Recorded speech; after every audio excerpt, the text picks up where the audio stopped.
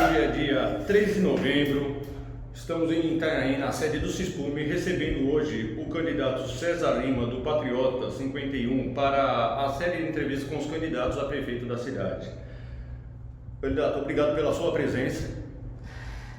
Eu sou o César Lima, como já dito, do Patriota 51, um partido que, na verdade, até curiosamente para muitos, nasceu em Itanhaém. Muitas pessoas não sabem disso, apesar de hoje existir nacionalmente. Sou formado em Direito, sou jornalista, contabilista, também sou escritor, pastor evangélico. Nós temos uma atuação na área industrial, na área de comércio exterior. Então, temos aí um histórico voltado para a nível de Brasil, onde já fizemos mais de 100 obras. E hoje nós estamos na disputa em Itanhaém, na Prefeitura Municipal, principalmente com foco no emprego e através do empreendedorismo. Perfeito, candidato. Então, hoje, para começar aqui essas suas propostas aos servidores públicos, vamos iniciar aqui falando sobre a questão da representatividade sindical. E como todo mundo tem acompanhado, as representações sindicais, não somente a sindical, todas as representações passaram por uma grande crise no Brasil, seja a política, seja como deputados, vereadores, a categoria, a classe representativa, ela chegou a passar por essa crise, E o que acontece? A sindical não foi diferente.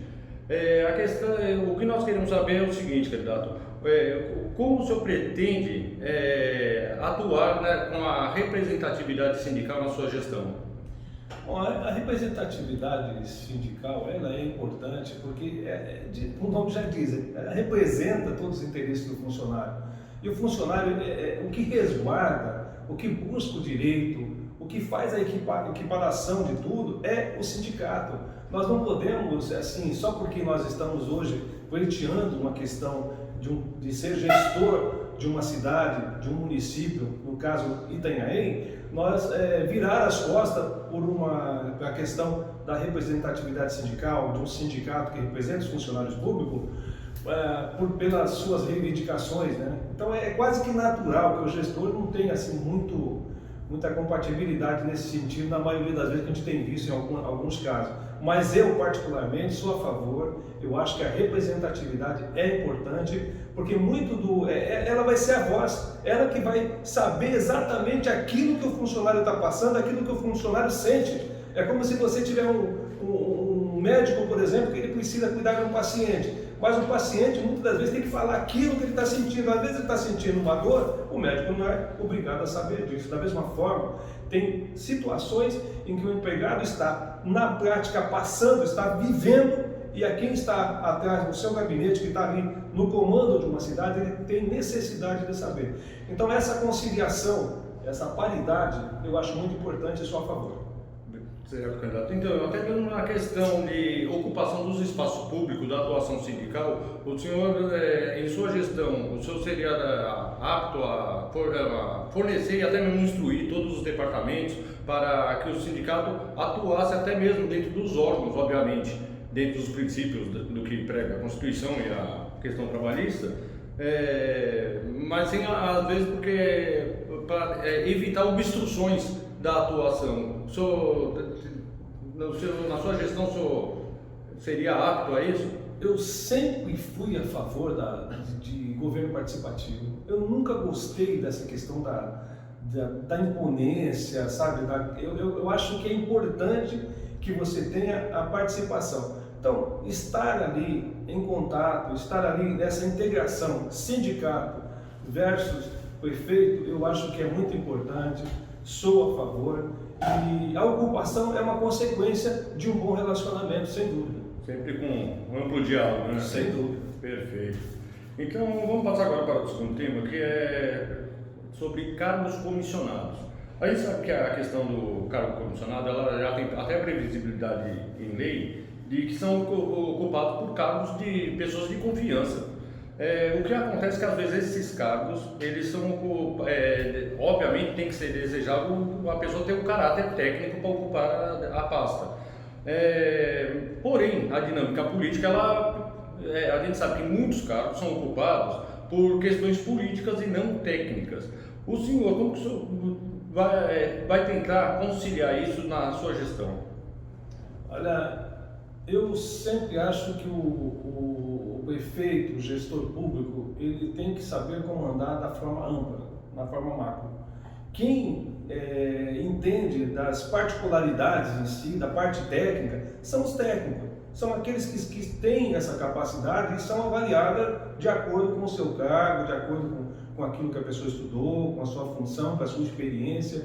Então, essa ocupação, por indicação de cargos técnicos que possam ser possíveis e necessários, principalmente para você tirar uma cidade que está estagnada, que está parada, para fazer ela entrar no trilho, para ela desenvolver, ou seja, para compensar esses quase 500 anos de atraso. Eu sempre digo isso e volto a repetir. É quase que impossível que você veja que uma cidade que tenha quase 500 anos, hoje tem cidades aí que há cerca de 50, 60 anos se desmembraram e estão competindo de igual para igual, para não dizer até superando Itanhaém. Então isso, para mim, César Lima, é um fator que eu particularmente não consigo enxergar isso com uma boa visão.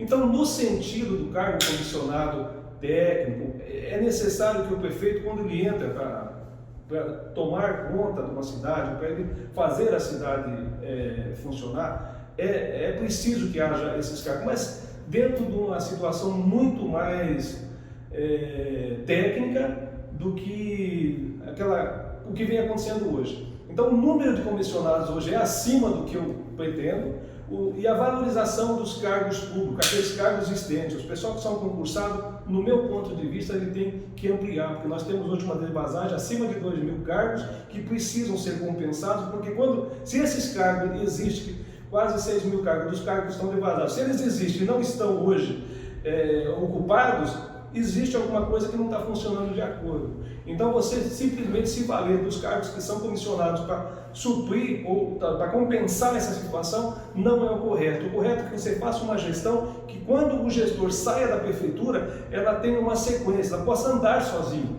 Porque o funcionário público passa 1, 2, 3, 4 gestões, ele está lá. Ele não sai de lá. E as pessoas que entram para tomar conta por uma eleição municipal, ele tem uma situação transitória. Eu acho que, apesar de ele ter uma situação transitória, ele precisa pensar como se fosse todas as situações que ele está trabalhando de forma definitiva e não de uma forma temporária, muito menos de uma forma protecionista que possa apenas favorecer meia dúzia de pessoas. Certo, André. E dentro ainda desse tema, qual seria a possibilidade dos servidores efetivos ocuparem esses cargos comissionados? O senhor vê essa possibilidade na sua gestão desses servidores efetivos ocuparem os cargos? Não tenho nada contra que os cargos em si sejam ocupados por servidores que são definitivos. Eu só acho que eles precisam ser analisados dentro da competência para que possam ocupar as coisas de uma forma correta. Se encaixar dentro dessa situação, não vejo nenhum problema com referência a isso. Perfeito. Agora vamos falar também sobre o plano de cargos e salários. Apesar de já foi uma conquista ter implantado, porque muitos municípios aqui no município ainda não possuem a questão do plano de cargos e salários. Itanhaém conseguiu esse status, porém ainda tem muita coisa ainda para ser melhorada, porque na verdade, na prática, ela funciona praticamente só como um plano de progressão salarial.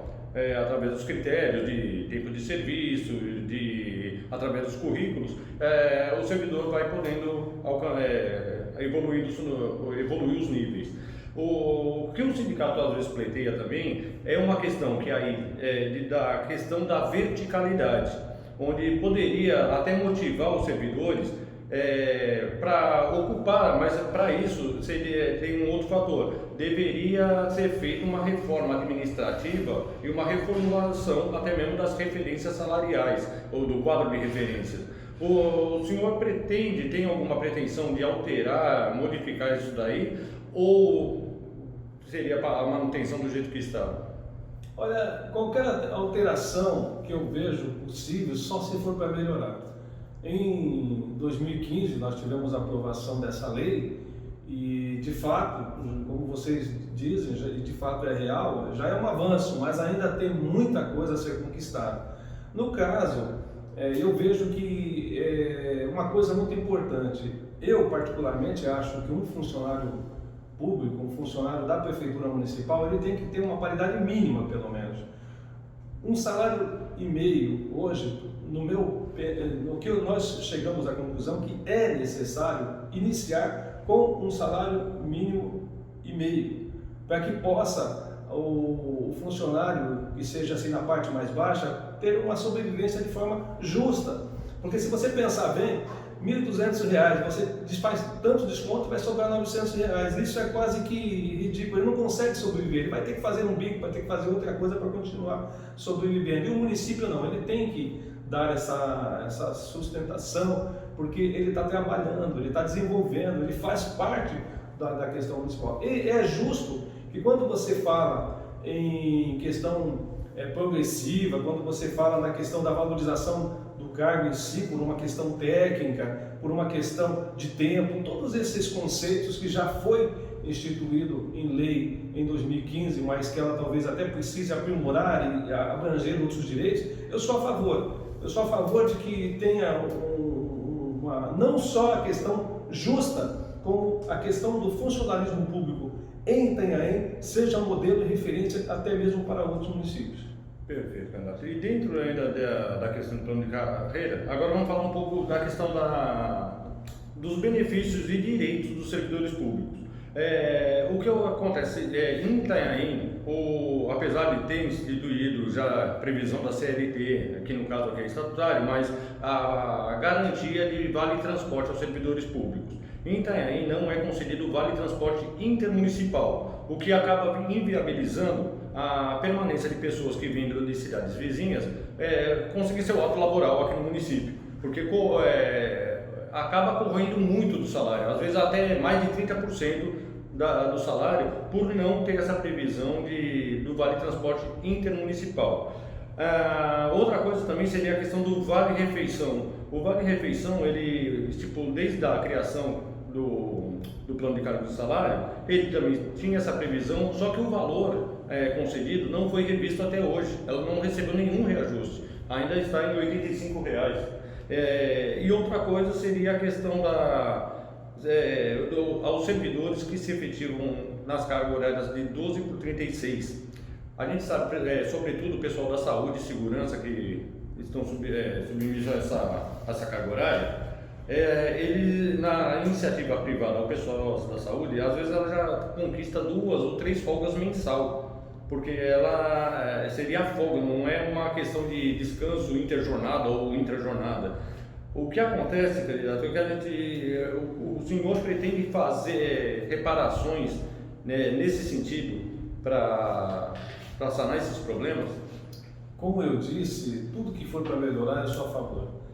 Vale transporte foi uma situação interrompida que nós pretendemos retornar, sim. Eu acho que é importante a questão do intermunicipal ter o seu subsídio, ter a sua posição, porque ele não deve tirar recurso do bolso para vir trabalhar. Ele deve ter isso daí como direito e como já foi até antes. No caso, a alimentação também é fundamental. Então, todas essas questões eu acho importante, tanto quanto a questão da carga horária, a justiça nesse sentido. Eu acho que é importante nesse ponto aí, justamente a participação do sindicato, porque o sindicato é onde você senta na mesa, discute aquilo que vai beneficiar da forma mais justa e mais correta para os funcionários públicos. Só para dar assim, um alento nesse sentido, eu fiz mais de 100 obras a nível de Brasil. Tivemos aí Vale do Rio Doce, Michelin, Nestlé, todas essas grandes empresas que estão a nível de Brasil, eu já fiz serviços. E é interessante, teve lugar que eu tive 150 pessoas trabalhando comigo por 6, 7 meses, 8 meses, até um ano. Interessante, nunca tive uma reclamação trabalhista, nunca tive um problema com funcionário. E por quê? Porque a gente sempre antecipou essa questão, aonde se fala.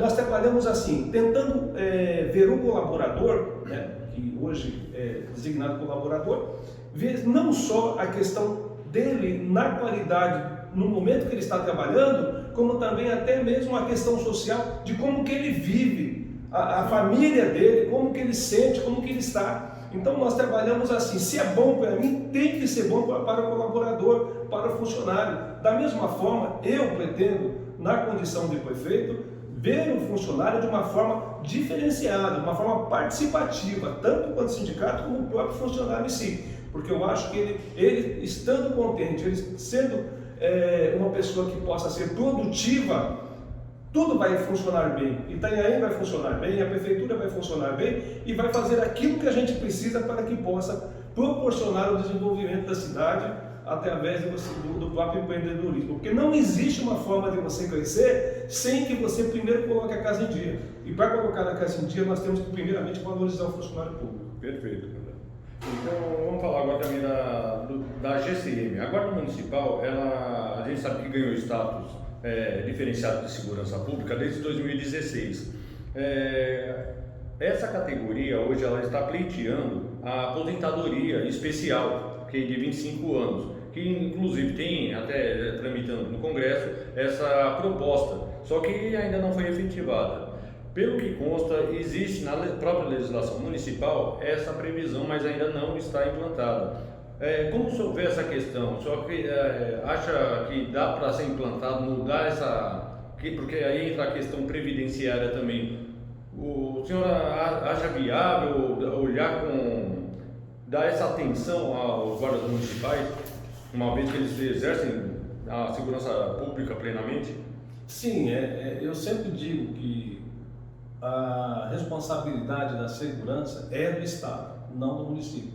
Mas hoje nós temos uma situação de inversão, porque o Estado em si não está dando suporte para essa questão que é a segurança. Então o município entra. E quando o município entra, ele se depara nas mesmas condições de paridade que seria as condições que estão fazendo hoje a polícia, deveria hoje fazer a Polícia Militar. Então você tem assim, de um lado, uma participação do Estado e de um outro lado, o município. Isso não é uma questão programada, mas a própria situação em si fez com que isso acontecesse. Então, se existe hoje um risco, se existe hoje toda uma situação que te leva a você a ter essa comparação e estar no estado de segurança como existe hoje com a Polícia Militar, porque a morte e a vida são requisitos que podem acontecer tanto para um lado quanto para o outro. Então, quer dizer, a questão de aposentadoria, a questão de direitos também tem que ser visto no município de uma forma mais justa nesse sentido. Sou a favor, sim.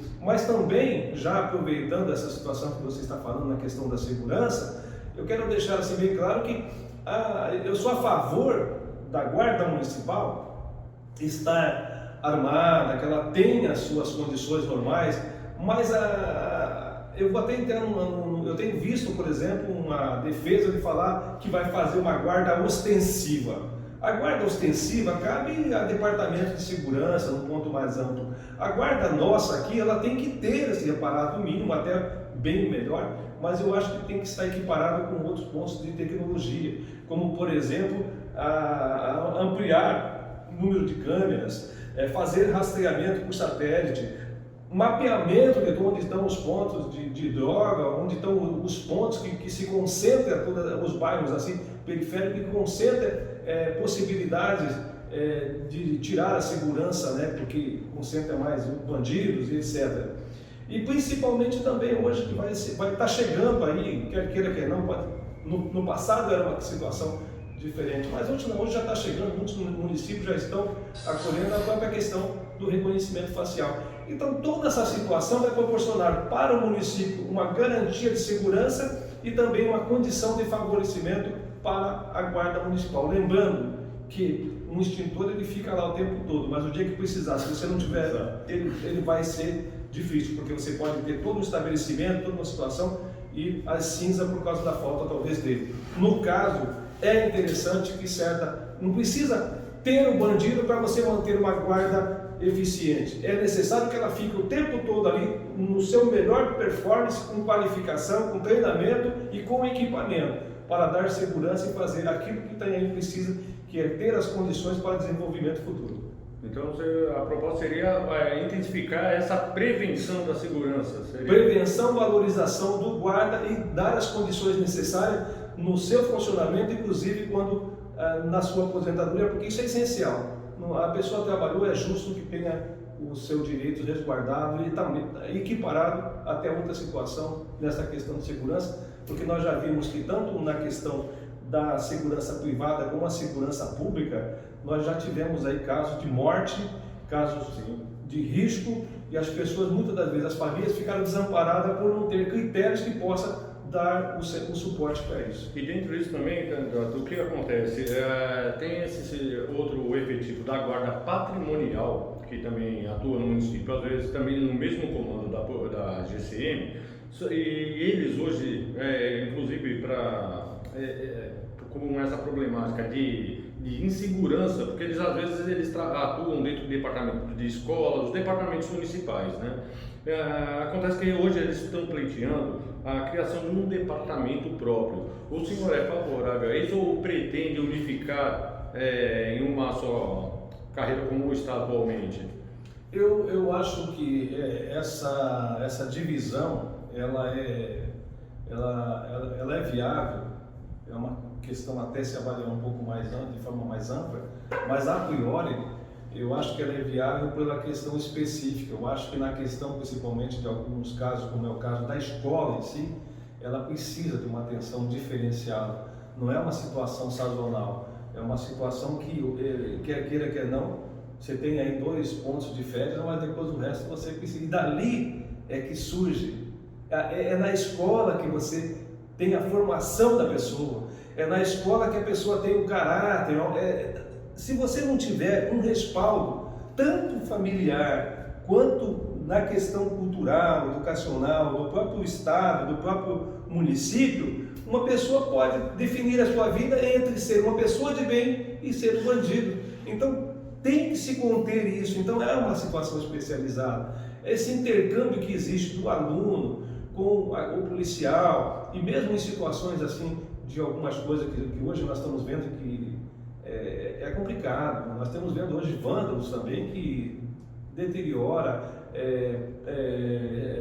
monumentos públicos, estabelecimentos públicos, como se não existisse. Então, quer dizer, tem que ser diferenciado. E a própria agora você vê que hoje começa até a mudar o visual da cidade, porque existem gangues que são pichadores que estão aí vindo para cá, porque eram pessoas que atuavam talvez em São Paulo, já estão demarcando lugares.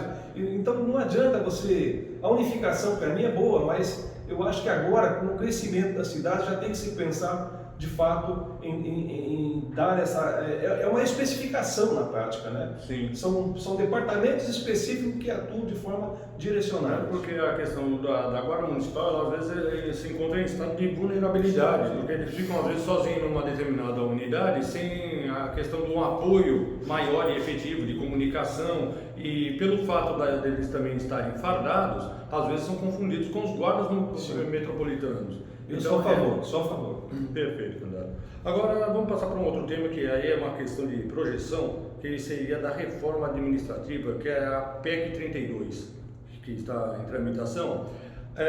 Uma das coisas que o sindicato, não somente este, mas todas as centrais sindicais, têm olhado com certo zelo, até receio, porque o que acontece? Dentre tantos pontos, um deles até é altamente preocupante, que é a questão de conceder ao chefe do executivo a possibilidade de extinguir órgãos e poder demitir conforme for conveniente. Isso, aos nossos olhos, ela acaba possibilitando e atenuando a questão do assédio moral. E como já não bastasse o assédio moral, o grande problema é não falar que ele não existe. O problema é a sua comprovação. Só que com uma legislação dessa no atual texto, se passar, assim como passou a da Previdência, passou a trabalhista, isso pode dar poder até imperial ao presidente, ao governador e aos prefeitos. Na tua concepção, na sua gestão, o senhor teria, qual mensagem que o senhor poderia passar para os servidores públicos, ou se o senhor pensaria em fazer algum dispositivo ou algum artifício para tentar coibir arbitrariedades no ambiente de trabalho? Essas discussões, assim, a nível mais amplo, a nível nacional, principalmente tratando-se de reforma administrativa, ela vem tomando um corpo de modo maior, até mesmo porque o próprio presidente da República, Jair Messias Bolsonaro, da qual eu fui assessor direto dele, conheço bem, fui mestre de cerimônia em vários eventos do presidente, e assessorei ele nas emissoras de televisão, em vários lugares. Então eu conheço e sei a dificuldade que ele tem, muitas das vezes, com referência a certos problemas que ele vem deparando dentro do órgão administrativo. Então essa movimentação, essa vontade de querer fazer esse processo tem até uma certa lógica. Eu, quando fui chefe de gabinete na Assembleia Legislativa do Estado de São Paulo, 2004 até 2008, nós também deparamos com uma situação muito parecida. A Assembleia Legislativa, ela tinha cerca de 4 mil funcionários, mas na prática ela tinha quase 2 mil funcionários que ficavam em casa, e aqueles que estavam na Assembleia também não produziam. Então o grande problema, muitas das vezes, que a gente vê na questão que se vê com outros olhos a questão da reforma administrativa, são questões de produtividade, são questões, por exemplo, você tem um grupo de pessoas que são produtivas, que querem trabalhar, que querem crescer, que querem ir para frente, que estão lá para fazer tudo, que às vezes carrega nas costas aqueles que ficam em casa dormindo, parado, e por incrível que pareça, em certas gestões são mais valorizados do que aqueles que trabalham. Então essa situação é uma situação que a gente tem que verificar nesse sentido.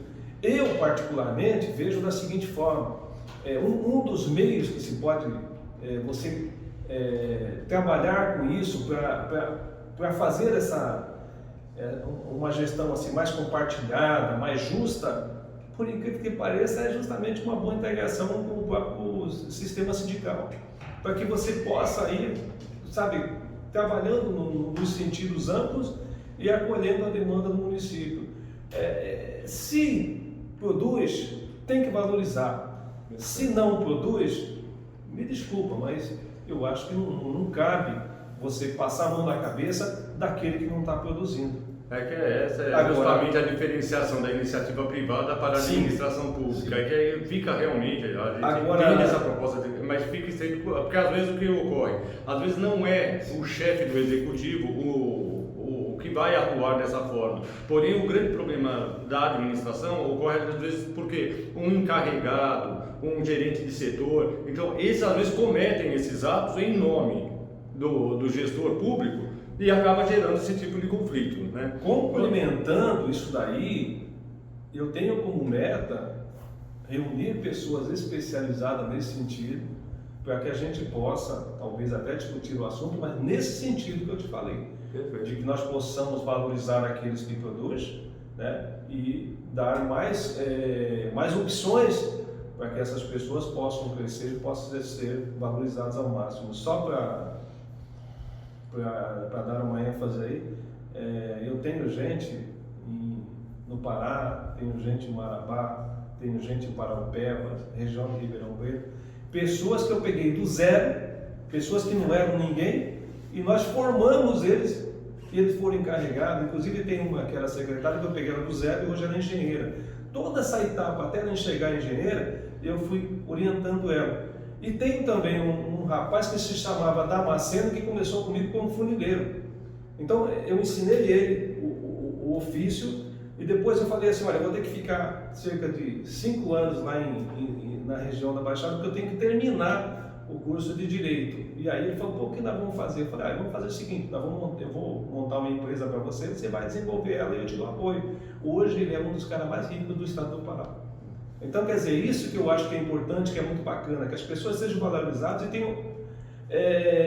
tenham oportunidades. Eu conheço aqui, eu conheço aqui muitas pessoas aqui, tem amigos meus que poderiam ser valorizados, poderiam ter seu negócio, poderiam estar aí vendendo, sabe, para o Brasil todo. E às vezes eles estão aí de uma forma que não conseguem sair dessa caixa aí, porque criaram uma proteção, e essa meia dúzia aí que a gestão pública mantém não é compatível com um desenvolvimento amplo que também precisa. Certo, candidato. Então, já estamos aqui quase que estourando o nosso tempo. Vou abrir agora, então, o espaço aí para o senhor fazer as suas considerações finais e mandar sua mensagem que você achar mais pertinente aí para os servidores públicos. Certo, eu quero dizer a todos os funcionários públicos que nós faremos uma gestão totalmente diferenciada. E muitas das vezes as pessoas podem até perguntar: poxa vida, você pode ter falado algumas coisas que são importantes, são boas, mas como que nós vamos fazer isso? Bom, o primeiro passo é que Itanhaém precisa aumentar a renda. E como que você aumenta a renda de um município? Quando existe investimento. Nós temos que dar abertura para parceria público-privada, nós temos que dar abertura para os empreendedores que eu, particularmente, eu tenho atuação no comércio exterior, em outros países, e digo, nós temos pessoas para vir para Itanhaém, mas quando ele se depara com a mobilidade, com os problemas de segurança, com a burocracia, a nossa prefeitura é altamente burocrática. Se você quiser fazer construção civil, é burocrática. Se você quiser trazer uma empresa, é burocrática. Se você precisar de ampliar o loteamento, é burocrático. Tudo aqui precisa mudar. E como que você vai mudar isso? Você vai mudar precisando fazer uma reforma geral dentro dessa viabilidade. Então, eu penso que o funcionalismo público tem que ser um ponto de partida, como muitos outros que precisam ser. Então, eu quero dizer que dia 15 está aí, é uma opção. Eu não estou aqui fazendo aqueles grandes... falar, vou colocar aí 800 pessoas do lado, 800 pessoas, bandeira, caminhão, mas eu quero que você tenha a oportunidade. Aí você vai escolher se você quer isso, ou você quer de fato desenvolver, quer ser valorizado, quer ter uma nova chance. A minha atuação, como eu disse, é ampla. Veja no site www.cesarlima51.com.br, veja na minha página, você vai entender o que eu estou querendo, o que Itanhaém precisa. No dia 15 de novembro, vai lá, coloca 51, é a sua boa ideia, César Lima prefeito, Ney da Forte, e tudo será diferente, saiba disso. Obrigado, candidato, pela sua presença e boa sorte aí no pleito eleitoral.